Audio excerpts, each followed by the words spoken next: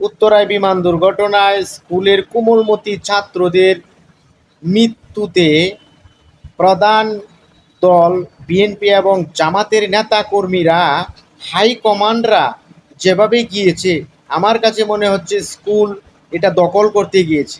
আজকে দেখুন শত শত নেতাকর্মী নিয়ে আজকে হাসপাতালে গেলেন ফটো সেশন করার জন্য।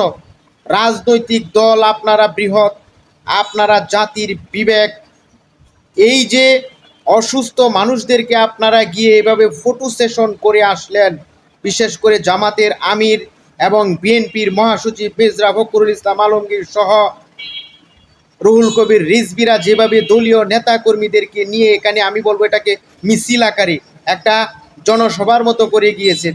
হ্যাঁ, আপনারা যেতে পারতেন, আপনারা অল্প অল্প করে নেতাকর্মীরা সহানুভূতি জানানোর জন্য এখানে গিয়ে দেখে আসতে পারতেন।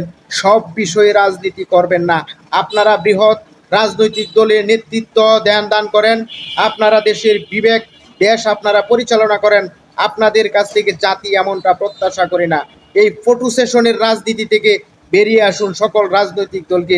আসলে এই কথাটি আমি বলতাম না, এই দৃশ্যটা দেখে আমার অনেক খারাপ লেগেছে এবং সাধারণ মানুষগুলা এই বিষয় নিয়ে আঙ্গুল তুলতেছে। অনেককেই দেখছি এইভাবে মোবাইল ধরে ধরে আপনার ফটো উঠাইতেছে।